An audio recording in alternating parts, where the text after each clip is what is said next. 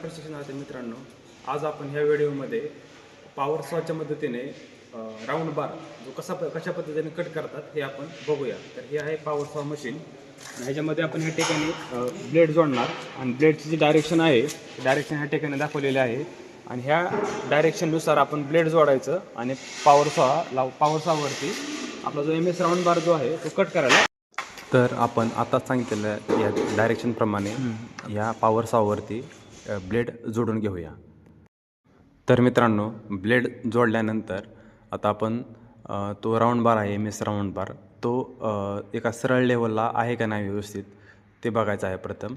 तर ते बघण्यासाठी आपल्याला स्पिरिट लेवल या उपकरणाची गरज लागणार आहे. तर स्पिरिट लेवल म्हणजे त्याची आपला जो समजा राऊंड बार जो आहे MS राऊंड बार तो लांब आहे. तो लांब असल्यानंतर तो तिरका बसण्याची शक्यता असते. म्हणून आपण अशाप्रमाणे आपला जो हे स्पिरिट लेवल दिसतो तो स्पिरिट लेवलची लेवल काढून राऊंड बार व्यवस्थित सेट करून घ्यायचा. MS राऊंड बार व्यवस्थित पद्धतीत सेट करून घेतला. तर घेतल्यानंतर त्याच्यानंतर आपल्याला डायमेन्शन चेक करायचे की किती डायमेन्शनचा आपल्याला तो रॉड कट करायचा आहे. मग त्यासाठी आपण व्हर्नियर कॅलिपरच्या मदतीने 130 mm चा रॉड म्हणजे त्याची लांबी 130 mm पाहिजे चा आपल्याला रॉड कट करून घ्यायचा आहे. त्याची लांबी मोजल्यानंतर आपल्याला एक मार्किंग करून घ्यायचं आहे.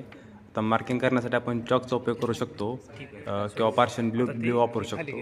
तर साधारणतः ज्यावेळेस आपण मार्किंग करतो तर मार्किंग केल्यानंतर जे आपली पॉवर हेक्सॉचं ब्लेड आहे अगदी ॲक्युरेट मार्किंग घेण्यासाठी ते सेफ्टी लिव्हर काढायचे आणि त्याच्यानंतर ते ब्लेड आता सेफ्टी लिव्हर काढूया आपण आणि हळूहळू खाली टेकून बघायचं की ॲक्युरेट मार्किंगला ते टच होतं आहे का नाही.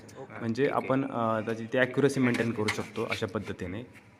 आता ॲक्युरेसी मेंटेन केल्यानंतर ते परत पहिल्या जागेला सेट करायचं ब्लेड पॉवर सॉची ब्लेड आणि आपण आता याच्यानंतर ॲक्च्युअल कटिंगला आपण रेडी आहेत असंच.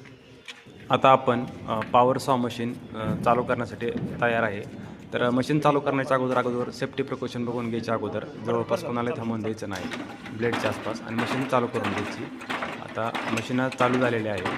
आता मशीन चालू झाल्यानंतर जो खालचा कोर्स आहे तो लेवरचा तो एकदम नॉर्मल हळूहळू डायरेक्शनने म्हणजे हळूहळू जास्त फीड देऊन त्याला हळूहळू खाली घ्यायचा. कारण जर आपण फोर्स जर जास्त लागला तर ब्लेड त्यावेळेस कट होण्याची शक्यता असते म्हणजे ब्लेड तुटण्याची शक्यता असते. म्हणून एकदम नॉर्मल फोर्स देऊन ते ॲक्च्युअल कटिंग चालू करायचं आणि त्याच वेळेस आपण त्याला कुलंट पण द्यायचं कारण कुलंटमुळं ब्लेड गरम होणार नाही आणि जॉब व्यवस्थित कट होईल.